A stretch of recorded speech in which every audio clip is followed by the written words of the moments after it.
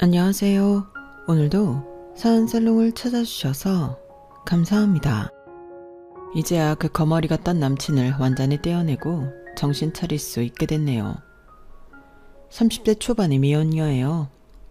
까딱하면 재수 온 붙은 그 박재수라는 놈하고 결혼해서 불운한 기혼녀가 될 뻔했지 뭐예요. 남친과 헤어진 건 신의 한 수 같아요. 세상 물정 모르고 철없던 저는 남친 인물 반반하고 한때 잘 대해줬던 것만 믿고 제가 더 결혼하고 싶어 했어요. 7급 공무원이었던 남친은 갑자기 사업을 한다고 하기 시작한 그 시점부터 완전히 다른 사람이 되어버렸어요. 절 막대하기 시작하고 연락도 잘 안 되고 영업해야 한다며 제비족처럼 차려입고 다니기 일쑤였죠. 그런 푸대접을 받으면서도 연애 초기에 잘해줬던 그 기억만 품고 그와 결혼하고 싶어 했어요. 저 참 바보 같죠? 주변에서 이 사실을 알고는 다들 말렸지만 결혼하면 다시금 예전처럼 절 공주 대접해주며 행복하게 살 수 있을 거라 생각했어요. 그런데 사람 고쳐 쓰는 거 아니더군요. 알고 보니 원래 성격이 개차반인 사람이었고 그건 다 자기 엄마로부터 물려받은 개같은 성격이었죠. 일련의 사건들로부터 갑자기 망치로 머리를 얻어맞은 듯 현실을 자각하게 됐어요. 내 인생 망칠 뻔한 걸 하늘에서 구해주지 듯하네요. 만일 결혼을 앞둔 여성분들은 진짜 두 눈 부릅뜨고 두기 쫑긋 세우고 주위 사람들의 조언도 경청해가며 잘 판단하세요. 결혼하면 미우나 고우나 얼굴 맞대고 살아야 하는데 돈이고 나발이고 성깔 나쁜 남자랑 살면 그곳이 집이겠어요? 그냥 지옥이죠. 전 어려서 찢어지게 가난하게 살았기에 지금도 절약하는 습관이 몸에 배어 있어요. 옷도 잘 안 사고 사치품도 절대 사지 않아요. 저는 현재 서울에서 중학교 국어교사를 하고 있는데 혼자 단촐한 원룸에서 살고 있어요. 그래서인지 남친은 제가 엄청 가난한 줄 알았나 봐요. 실상은 그렇지 않거든요. 그가 사업 시작하고 사업 자금이 필요하니 가난하게 보이는 저를 무시하고 하대하다가 제가 건물주 딸이라는 걸 알고는 갑자기 결혼을 밀어붙이더군요. 또 그러다가 결혼 한 달 전에 아빠가 건물을 팔았다고 하니 일방적으로 파혼 통보를 했어요. 그것도 카톡으로 매우 성의 없고 재수 없기 말이죠. 남친 이름이 박재수인데 아주 행동거지 하나하나가 참 재수없죠. 절 사랑하는 신부감이 아닌 돈으로만 보던 거였죠.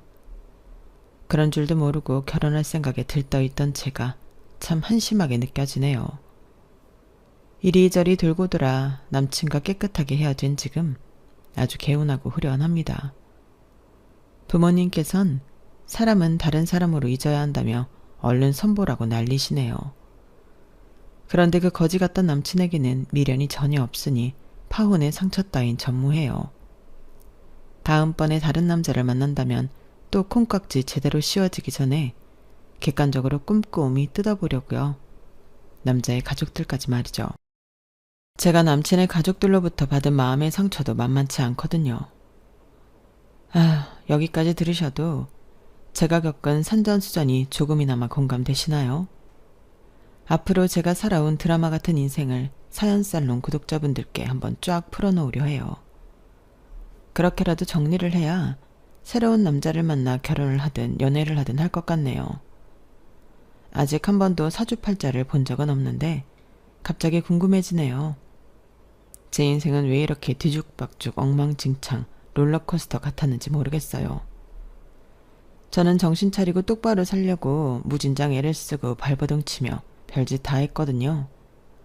근데 주변 환경이 절 잡고 흔들어댔어요. 거기에 꺾이지 않으려고 굳은 심지 하나 부여잡고 여기까지 온 것 같아요. 아직 30살밖에 안 된 제가 인생에 대해서 뭘 아냐고요? 그렇지 않아요. 이래봬도 정말 별별 일을 다 겪은 여인네랍니다. 제가 겪어온 이야기 속으로 한번 들어와 보실래요? 지금부터 시작할게요. 제 이름은 차명주예요. 지금은 차씨지만 원래 김명주였어요.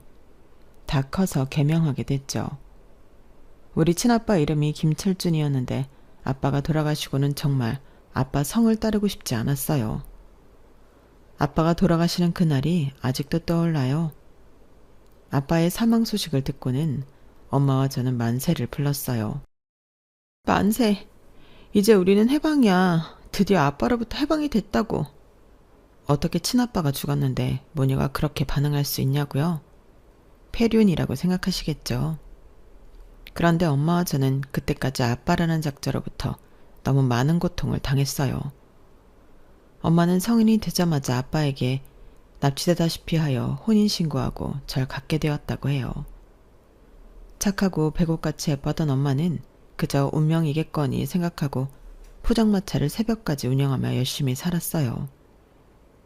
전 엄마 옆에서 밤늦게까지 숙제하고 공부하며 엄마 곁을 지켰어요. 제가 엄마를 지켜준 건지 엄마가 절 지켜준 건지 모르겠지만 늦은 밤이 되어 제가 잠들면 엄마는 포장마차 뒤편 조그만 테이블 위에 눕혀서 재워졌어요. 여름이면 모기떼가 달라드니 모기 향을 피워놓고 자곤 했어요. 아직도 그때 생각하면 초록색이 회색으로 변하며 타들어가던 모기향 냄새가 가장 먼저 떠올라요. 테이블 밑으로는 쥐와 고양이가 득실거려서 무섭기도 했지만 집에서 혼자 잠드는 것보단 덜 무서웠죠. 아빠는 뭐 했냐고요?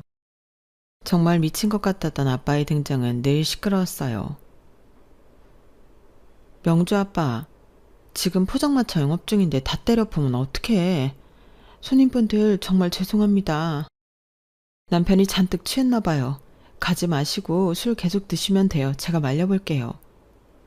아빠는 새벽 12시가 넘어 술이 떡이 되어 와서는 또다시 포장마차를 때려 부수기 시작했어요. 하도 많이 봐서 초등학생이었던 저는 놀랍지도 않더라고요. 물론 처음엔 저도 너무 무섭고 두려웠죠. 아빠가 깽판까지 부리면서 원하는 건 딱 한 가지였어요. 바로 엄마가 힘들게 모아놓은 돈이었죠. 너 내가 취해 보이냐? 나 하나도 안 취했어. 소주 딱 7병밖에 안 마셨다고. 5학년엔 12병씩 마셨는데 옆에 내가 하도 잔소리를 해대니까. 내가 술 줄인 거 아니야? 서방이 사업한다는데 사업자금은 못 대줄 망정 생활비라도 내놔야 할 거 아니야. 얼른 내놔 돈. 부부는 일심동체인 건 모르냐? 네 돈이 내 돈이고 내 돈이 네 돈 아니겠냐? 얼른 내놔. 명주 아빠, 제발 정신 좀 차려. 명주 연필 한 자루 사줄 돈도 없어서 쩔쩔 매고 있는 거 몰라? 단 몇십만 원이라도 모아놓을라 치면 다 뺏어가고. 나랑 명주는 어떻게 살라는 거야? 아, 내 팔자야. 엄마도 아빠의 잦은 행포에 진이 다 빠져버렸는지 손님들이 보든지 말든지 그 자리에 주저앉아 버리더군요. 저도 잠이 싹 달아났기에 엄마를 지키러 아빠한테 대들었어요. 아빠, 미쳤어? 엄마를 죽일 셈이야? 엄마 신장 안 좋아도 돈 없어서 병원도 제대로 못 가고 약도 못 먹고 다 죽어가는 거 몰라서 그래? 엄마가 오전에는 청소일, 저녁부터 새벽까지 포장마차 하면서 잠도 못 자고 돈 벌어놓은 거 아빠가 다 갖고 가는 거 모를 줄 알아? 아빠 도둑놈이야? 내가 경찰에 신고해버릴 거야. 초등학생 딸내미인 저까지 눈에 쌍심지를 켜고 대더니 평소에 손찌검까지 하던 아빠도 그저 씩씩거리며 그 자리를 떴어요. 손님들도 우리 가족의 살벌한 장면을 목격하고는 테이블에 대충 현금을 놓고는 슬금슬금 다 떠났어요. 엄마와 저는 깜깜한 새벽에 길거리에 주저앉아 부둥켜 안고 엉엉 울었어요. 그때 결심한 것 같아요. 우리 엄마는 내가 평생 지켜줘야겠다고 말이죠. 같은 여자로서 엄마의 인생이 너무 불쌍했어요. 가뜩이나 신장도 안 좋은데 밥도 제대로 못 먹고 일만 하니 키 160에 40kg도 안 나가는 앙상한 몸이었거든요. 제가 학교에서 급식을 먹을 때면 엄마 생각에 밥이 넘어가질 않았어요. 아직 어렸으니 제가 할 수 있는 일은 공부를 열심히 하는 일뿐이라고 생각했어요. 가뜩이나 집값 싼 시골에서도 우리 가족은 정말 빈민이나 다름없는 생활을 해야 했어요. 엄마는 수차례 아빠에게 이혼을 요구했지만 절대 들어주지 않았어요. 그러던 어느 날 학교에서 수업을 받고 있는데 초등학교 담임선생님께서 안 좋은 얼굴로 절 다급하게 부르셨어요. 명주야, 너의 어머니께서 쓰러지셨대. 지금 바로 병원으로 가봐야겠어. 너의 아버지는 연락이 되질 않는다네? 교감선생님 차를 타고 응급실로 향했어요. 제발 엄마가 죽지만 않기를 수천 번 기도하며 갔어요. 다행히 엄마는 영양실조로 쓰러진 거였고 생명에 지장은 없었어요. 어린 마음에 잠시나마 너무 무서웠죠. 엄마가 쓰러졌다고 하니 아빠도 얼굴을 비추긴 하더군요. 엄마는 이때다 싶어서 아빠에게 다시 이혼을 요구했어요. 아빠는 답이 너무 어이없었죠. 그래? 그럼 돈 주면 이혼해 줄게. 명주 엄마가 내 돈줄이었는데 순순히 돈줄을 끊어내줄 수 있나? 뭐? 내가 당신 돈줄이었다고? 아, 그래. 얼마면 이혼해 줄 건데? 딱 1,000,000원만 줘. 이것도 싸게 부른 거야. 1,000,000원이라고? 그건 내 평생 만져보지도 못한 돈이야. 내 소중에 1,000,000원이 어딨어? 지금껏 벌어놓으면 당신한테 다 뺏기고 지금은 100만원도 없는 신세라고. 정말 그게 현실이었어요. 다른 사람들에게 1,000,000원은 크지 않은 돈인 줄 모르겠으나 월세살이를 하던 우리 모녀한테 1,000,000원은 엄청나게 큰 돈이었어요. 하지만 엄마는 아빠와 이혼을 하기 위해 500만원이라는 거금을 빌려서 아빠에게 줬어요. 욕심 많은 아빠는 500 갖고는 절대 이혼 못 해준다며 개막장극을 벌였어요. 바로 딸내미인 절 인질처럼 붙잡고는 어딘가로 끌고 가더군요. 바로 이름 모를 동네의 고아원이었어요. 다행히도 전엄마의 전화번호와 집 주소를 아는 나이였으니 바로 경찰의 도움을 받아 엄마한테 다시 갈 수 있긴 했어요. 하루 이틀 사이에 벌어진 일이었지만 저에겐 공포 그 자체였죠. 몇 주 뒤 이혼 못 해준다고 버팅기던 아빠가 갑자기 순순히 이혼을 하자며 콧노래를 부르더군요. 무언가를 우리 모녀 앞에 척하니 보여주면서 말이죠. 그건 바로 수천만 원이 든 통장이었어요. 엄마는 머리끝에서 발끝까지 흰색 정장에 모자와 백구두까지 빼입고 집에 찾아와서 거들먹거리는 아빠를 의아하게 생각하며 물어봤어요. 당신 갑자기 이게 웬 돈이며 그 옷차림새는 뭐야?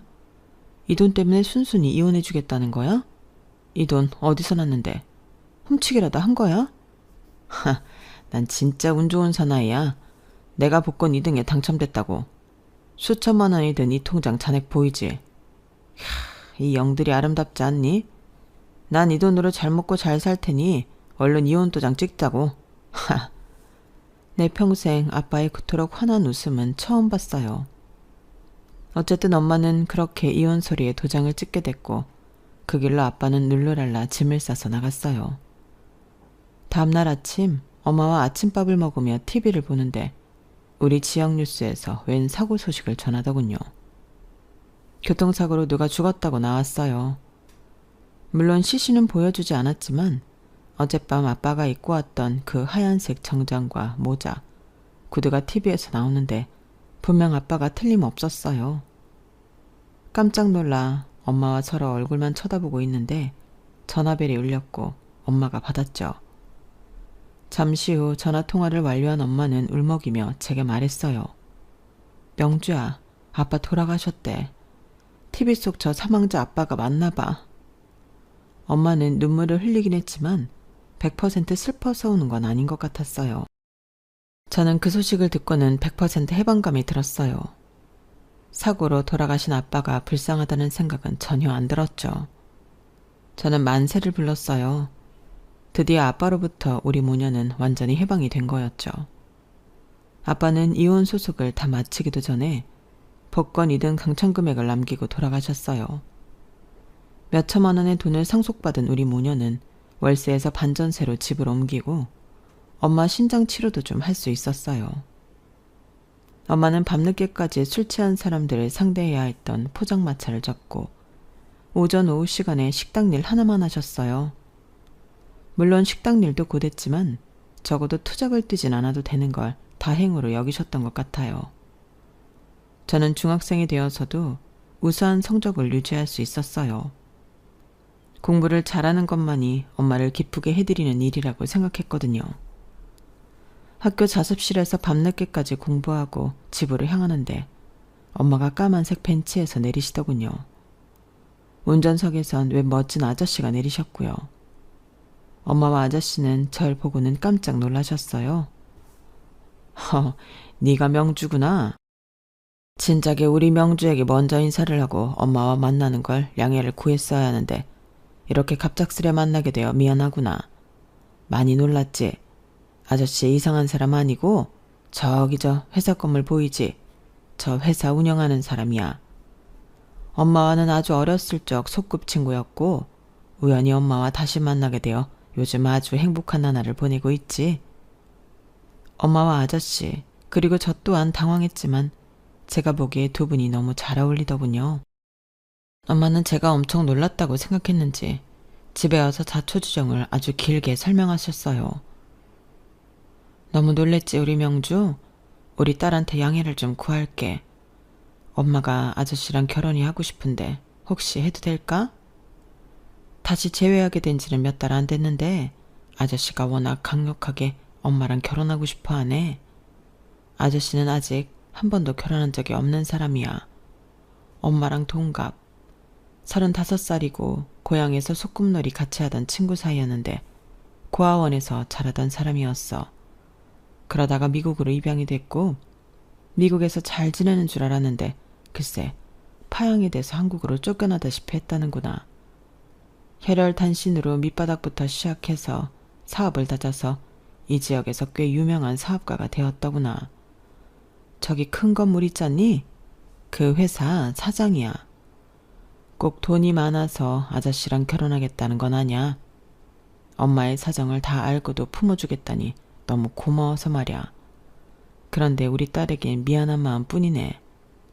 아니 엄마 축하해. 엄마도 이제 새 출발해야지. 엄마 아직 35살밖에 안 됐잖아. 얼른 결혼하세요. 나도 엄마 결혼식 때 예쁘게 하고 갈게. 우리 딸 고맙다. 그렇게 말해줘서 정말 고마워 명주야. 지금 제 나이 30대가 되고 보니 그때 당시 엄마가 얼마나 젊은 나이였는지 다시금 실감이 되네요. 20살에 저를 낳고 35살에 재혼을 하셨으니 너무 축복스러운 일이었죠. 그래도 한동안은 아저씨와 한 집에서 지내는 게 좀 떨떠름했어요. 아빠라는 말도 잘 안 나오더군요. 그러다가 엄마가 신장이 너무 악화되어 쓰러지는 일이 생기고 말았어요. 엄마가 살 수 있는 길은 신장 이식뿐이었죠. 엄마의 가족이라고는 저와 아저씨뿐이었으니 신장 검사를 진행했는데 공교롭게도 아저씨가 이식 가능한 사람으로 나왔어요. 저는 무척이나 당황했죠. 그런데 아저씨의 반응이 놀라웠어요. 명주야, 여보, 내가 이식해줄 수 있게 되다니 너무 기쁘다. 우리 물론 혼인신고하고 정식 부부가 되어 살고 있지만 내가 당신한테 내 몸의 일부를 떼어주면 우린 진짜 하나가 되는 거네. 저와 엄마는 아저씨가 너무 고마워서 눈물을 펑펑 흘렸어요. 그렇게 신장 이식 수술이 진행되고 다행히 두 분 다 후유증 없이 일상생활로 돌아올 수 있었죠. 아저씨한테 제가 먼저 말했어요. 저 이제 아빠라고 불러도 되죠? 아빠, 우리가 진짜 가족이 된 김에 아빠 성을 따라도 될까요? 이제 김명주가 아닌 차명주로 살고 싶어요. 아저씨는 제 손을 붙잡고 감동의 눈물을 흘리셨어요. 고맙다 명주야. 날 아빠로 불러줘서 고마워. 성까지 내 성을 따라 바꿔준다니 정말 감동이야. 이제야 진정 우리가 한 가족이 되었구나. 아빠가 앞으로 우리 명주 잘 키워줄게. 평생 든든하게 지켜줄게.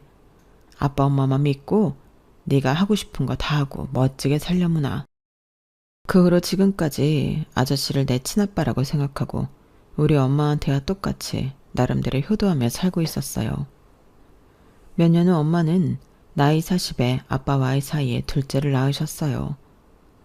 절 20살에 낳고 40에 둘째를 낳았으니 졸지에 20살 차이 나는 동생을 얻게 되었죠. 예쁜 동생을 좀 봐주고 싶었으나 전 서울에 있는 대학의 사범대에 합격하는 바람에 솔로 서울에 상경하게 되었어요. 경제력이 차고 넘치는 아빠는 당장 대학 근처에 30평대 아파트를 사주겠다며 나섰지만 제가 만류했어요. 그냥 원룸에서 자취하면서 살겠다고 말이죠. 제가 워낙 독립적인 성격이기도 하지만 어렸을 때 찢어지게 가난한 생활을 하다 보니 검소함이 몸에 배었어요. 왜 가난은 몸이 기억한다는 말 있잖아요. 진짜 그런 것 같아요. 회사 CEO인 아빠 덕분에 우리 가족이 엄청나게 풍족해졌지만 여전히 절약하고 검소하게 사는 습관은 여전했어요. 꽤 좋은 대학의 사범대에 다니니 과외 구하기가 수월했고 전 과외 알바를 여러 개 하면서 학비와 생활비도 혼자서 충당했어요. 저금까지 할 여력은 없었지만 가끔씩 아빠 엄마가 서울로 올라오셔서 현금 뭉치를 척하니 던져주고 가시면 바로 은행에 저금하기 바빴어요. 그렇게 어렸을 때와 다르게 순탄한 대학 생활을 보내고 있었어요. 엄마를 닮아서 그런지 예쁘다는 말도 여러 번 듣기도 했어요. 여자가 얼굴이 하얘면 반은 먹고 들어가잖아요. 제가 얼굴이 뽀얗다 보니 엄청난 미인처럼 느껴졌나 봐요. 남자들이 여러 대시하더군요. 하지만 소망했던 국외고사가 되기 전까지는 남친을 만들지 않기로 스스로 다짐했어요. 그리고는 학교 도서관에 처박혀 열심히 임용고시 준비를 했죠. 맨날 도서관에서 살다 보니 붙박이처럼 있는 학생들은 점차 눈에 익었어요. 그런데 저보다 더 뽀얀 피부의 한 남학생이 도서관에 들어올 때면 정말 빛이 나더군요. 그 남학생이 들어오면 자꾸 신경이 쓰일 정도로 잘생긴 남자였어요. 그 남학생에게로 향하는 시선을 다시금 책으로 갖고 와 힘겹게 공부를 마치고는 도서관을 나섰어요. 그런데 누군가 제 어깨를 턱 하고 잡더군요. 저 잠시만요. 그쪽도 저한테 혹시 관심 있나 해서요. 전 그쪽한테 관심 있거든요. 자꾸만 눈이 마주치길래. 혹시 아니면 사과 먼저 드릴게요. 그 남자도 제가 자꾸 쳐다보는 걸 느낀 모양이 있어요. 뭔가 제 마음을 들켰다는 생각에 얼굴은 물론 귀까지 빨개졌죠. 하지만 싫지 않았어요. 아니, 오히려 잘생긴 남자가 나한테 관심 있다고 하니 기뻤죠. 남자 손 한번 잡아본 적 없었으니 엄청 설레더군요. 저 지금 집에 가봐야 하는데 번호라도 드릴까요? 아뿔싸. 지금 생각해도 참 저의 멘트가 어이없네요. 밀고 당기기도 안 하고 친절히 번호까지 먼저 주면서 그의 대시에 오케이 한 셈이었어요. 그날 이후로 누가 먼저랄 것도 없이 우린 서로에게 빠져들었어요. 특히나 저는 그가 첫사랑이었으니 얼마나 불같은 연애를 했겠어요. 그도 연애 초반엔 워낙 잘해줬기에 더더욱 빠져들 수밖에 없었어요. 그럼에도 이성의 끈을 놓지 않고 공부는 열심히 했어요. 그는 복학생으로서 7급 공무원 준비 중이었고 저는 임용고시 준비 중이었기에 주로 도서관 데이트를 즐겼죠. 다행히 둘 다 원하던 시기에 딱 합격했어요. 그리고는 무려 7년의 시간을 함께 했네요. 20대 중후반을 모두 그와 함께 보낸 거죠. 타임머신을 타고 갈 수 있다면 그와 연애조차 스타트 안 했을 거예요. 그의 본래 성격이 개차반의 속물인 걸 알았다면 말이죠. 근데 그걸 너무 늦게 알아버렸네요. 장장 7년간 거의 대부분을 콩깍지 제대로 씌인 채로 연애를 지속했어요. 우리 둘 다 안정적인 직장을 가졌다고 생각했기에 전 그와 결혼이 하고 싶었는데 그는 늘 불평불만이 많은 사람이었어요. 특히 7급 공무원 월급이 적다고 난리도 아니었죠. 에이씨, 사업하는 친구들은 한 달에 수천만 원씩 우습게 벌던데 난 고작 이게 뭐람? 이따위 월급 받으려고 내가 그토록 열심히 공부했나? 아, 안 되겠어. 이놈엔 공무원 더러워서 때려쳐야지. 자기야, 하이리스크 하이리턴이야. 사업은 뭐 쉽나? 안정적으로 수천만 원 버는 게 어디 쉽겠냐고. 괜한 생각 말고 그냥 직장 다니면서 재테크나 잘하면 되는 거야. 얼른 우리 결혼하자. 어? 우리 둘 다 안정적인 직장에 뭐 하나 빠지는 게 없잖아. 나도 이제 30대니 말이야. 결혼은 무슨 결혼. 조금만 더 기다려. 일확천금을 벌어드릴 테니. 그러더니 남친은 정말로 어렵게 합격한 7급 공무원을 때려치고 사업을 시작했어요. 제대로 된 사업 아이템도 없는 것 같으면서 일단 직장부터 때려치더군요. 사업한다며 늘 백수처럼 지내던 포악한 친아빠가 떠올랐어요. 아니나 다를까 남친도 사업병에 걸리고 난 뒤에는 사람이 180도 달라지기 시작했죠. 그래도 이미 수년간 사귀고 있던 터라 쉽사리 헤어지기 힘들었어요. 나의 첫사랑 첫 남자였고 그만큼 정도 많이 들었으니까요. 그러던 어느 날 남친 동네에서 데이트를 하고 있던 도중에 남친의 엄마를 우연히 길에서 보게 되었어요. 홀어머니에 힘들게 사신다는 말만 듣고는 막연하게 연민만 가지고 있었는데 실상은 정말 사나운 할매더군요. 재수야, 우리 잘난 아들이 사귄다는 여자가 고작 이렇게 생겨내냐? 잘 만났다. 내 몇 가지 물어보마. 너 무슨 동네 몇 평에서 사니? 선생질하면서 월급은 얼마 받고? 모아놓은 돈은 얼마나 있니? 부모는 어디 살고?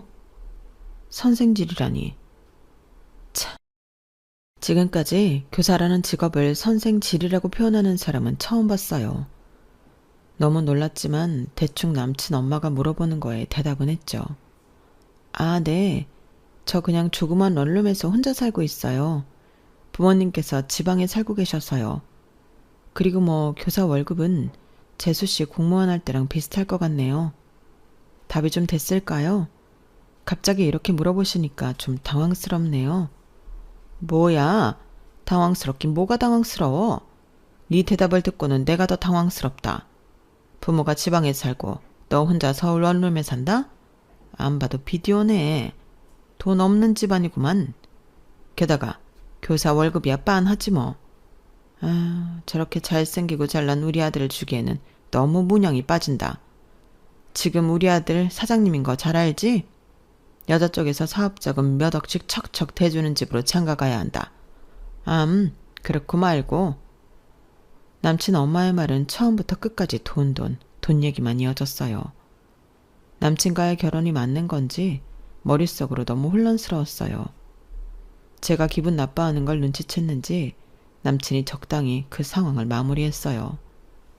그래도 사귀어온 지난 7년의 세월이 있으니 계속 이 관계를 진행하는 게 맞는지 당장 헤어져야 했는지 고민이었어요.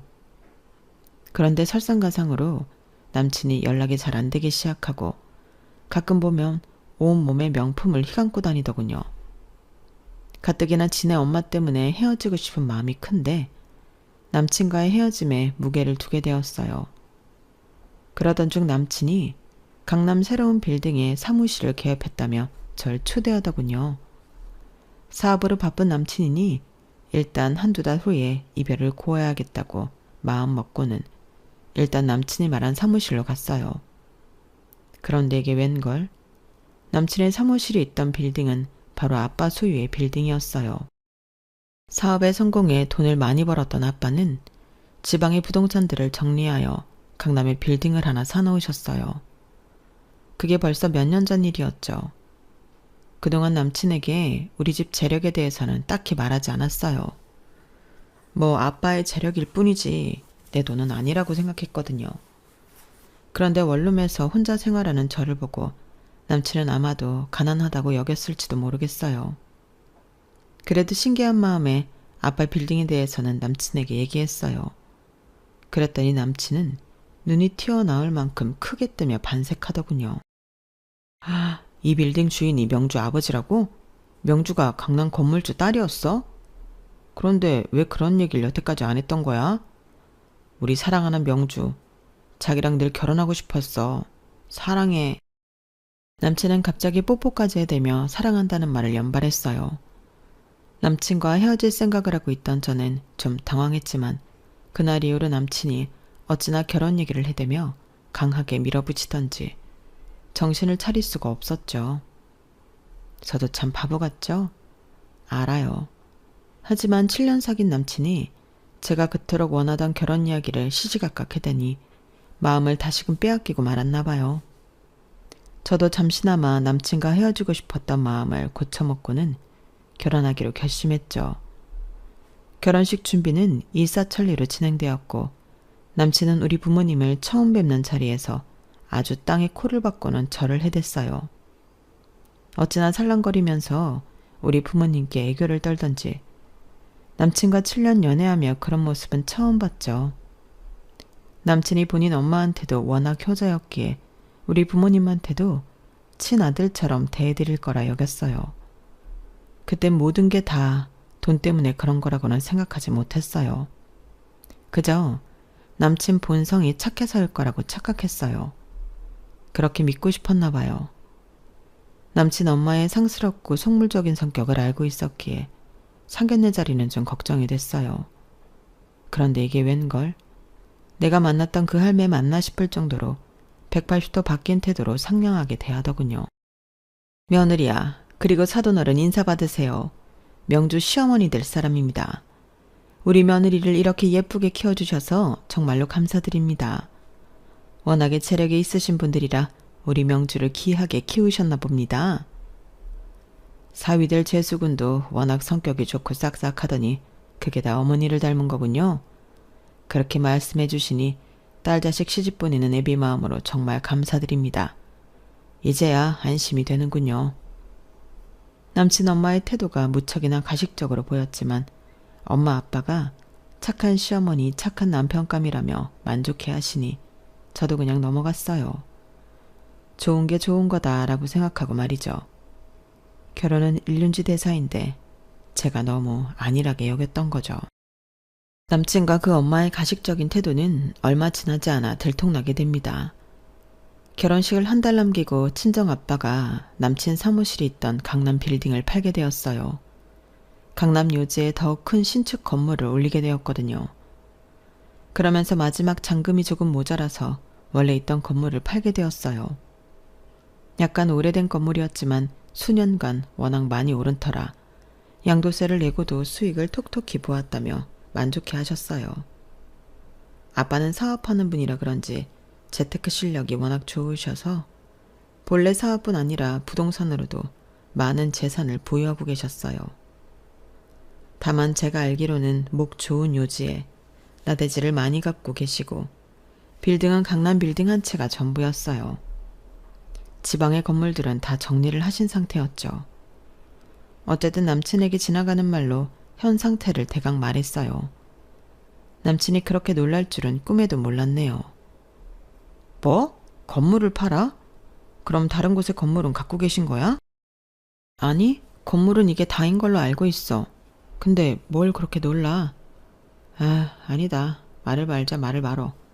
먼저 집에 들어가. 난 사무실로 들어가서 다시 할 일이 좀 있어서. 빠이. 남친은 제가 건물주의 딸이라는 걸 알았을 때부터 저에게 초특급 공주 대접을 해주고 있었어요. 그런데 완전히 김 빠진 사이다 마냥 축 처져서는 다시 제게 차갑게 대하더군요. 그렇게 어색한 상황을 마무리하고 집에 돌아왔는데 남친으로부터 카톡이 띄고 왔어요. 야, 우리 헤어지자.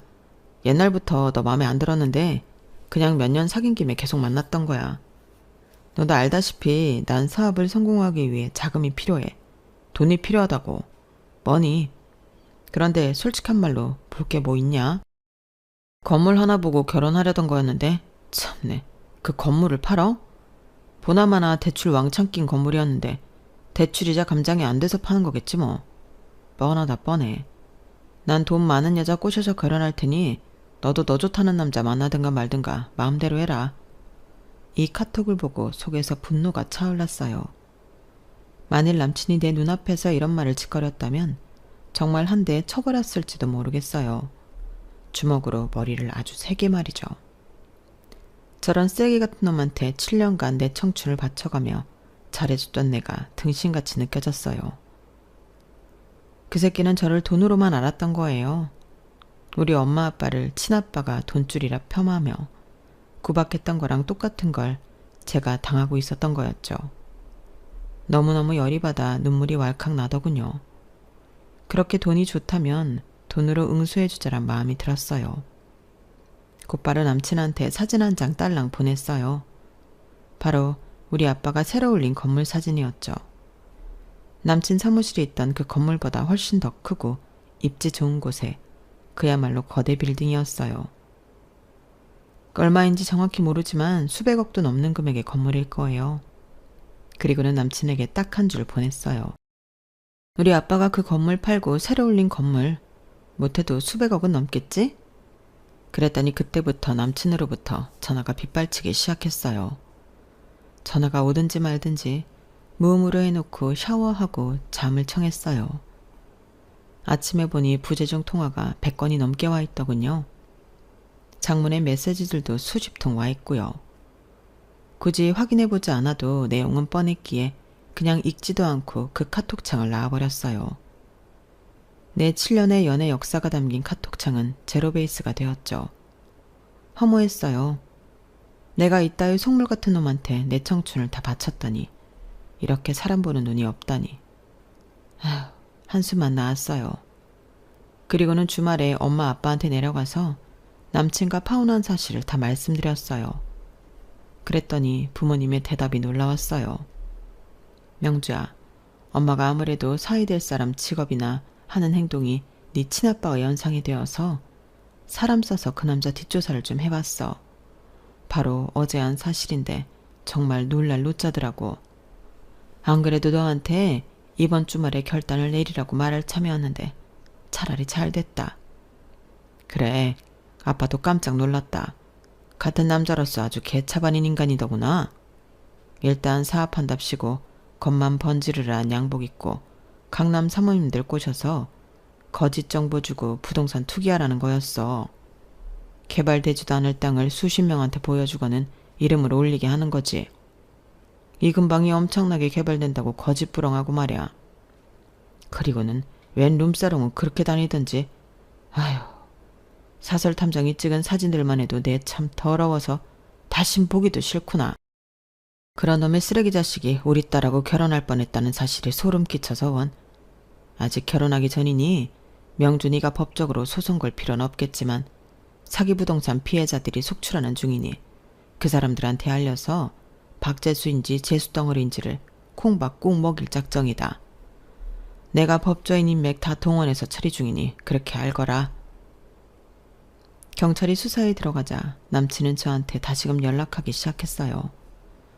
우리 아빠가 피해자들을 구제해주기 위해 소송을 시작한 건 어떻게 알았는지 울고불고 빌더군요. 명주야, 미안해. 지난 7년 우리가 함께했던 세월을 봐서라도 한 번만 봐주라. 너희 아빠 돈 많잖아. 제발 날 좀 살려주면 안 될까? 나 진짜로 강남 아줌마들한테 사기치려던 건 아니었어. 이놈의 반반한 얼굴 탓에 강남 아줌마들이 나한테 달려든 거야. 진짜야. 날 좀 믿어주면 안 될까? 자기야, 자기한테 내가 첫사랑이잖아. 그지? 우리 정 많이 들었잖아. 한 번만 봐주라. 나 지금 돈 한 푼도 없어. 명주 아버지한테 나 깜빵 안 들어갈 돈 좀 빌려달라고 부탁드리면 안 될까? 어이없었어요. 결국 돈으로 마무리되는 그의 발언이 그야말로 재수 없었죠. 뭐? 정? 첫사랑? 좋아하네. 네가 내 인생의 첫 남자일 순 있어도 마지막 사람이 될 순 없어. 돈에 환장한 놈 같으니라고. 네가 7급 공무원 때려치우고 제비같이 빼입고 밤에 나가서 연락 안 될 때부터 알아챘어야 했는데 내가 상등신이다. 너 내가 깜빵 들어가는 거 꼭 지켜볼 거야. 네 놈한테 피해본 사람들 싹싹 긁어다 다 집단 소송 걸게 만들 거라고. 너 돈 좋아하지? 내가 우리 아빠 돈으로 돈의 위력을 맛보게 해줄게. 기대하라고. 그 후로 그는 결국 깜빵에 갔어요. 우리나라는 워낙 사기에 관대한 나라라서 형을 세게 받진 않았지만 쫄보인 그는 깜빵에서 무서워서 오줌이나 질질 싸고 있을 거예요. 전 이제 더 이상 원룸에 살지 않아요. 가난 코스프레를 하던 건 아니었지만 그냥 더 이상 지질이 궁상으로 살고 싶진 않더라고요. 새아빠지만 내 친아빠나 다름없는 아빠의 지원으로 조그만 아파트를 얻어 살고 있네요. 앞으로 제대로 된 남자를 좀 만나고 싶어서 선도 열심히 보고 있어요. 노처녀 나이가 되어 시간에 쫓겨 아무 남자랑 결혼하고 싶진 않거든요. 엄마 아빠가 현재 동생과 함께 행복하게 사는 모습을 보니 저도 얼른 행복한 가정을 꾸리고 싶어요. 누가 그러더라고요. 여자는 결혼하기 전까지는 눈을 부릅뜨고 결혼 후에는 눈 닫고 귀 닫고 살아야 한다고요.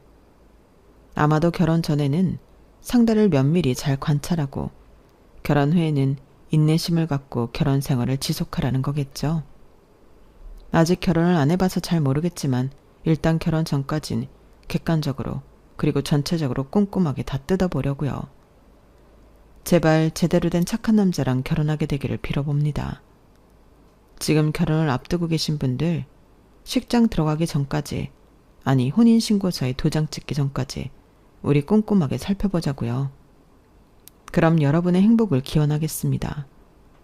지금까지 드라마 같은 저희 인생 이야기를 들어주셔서 감사합니다. 여러분, 사연 댓글에 응원과 현명한 조언 부탁드려요. 좋아요와 구독은 저에게 큰 힘이 됩니다. 오늘도 좋은 하루 되세요.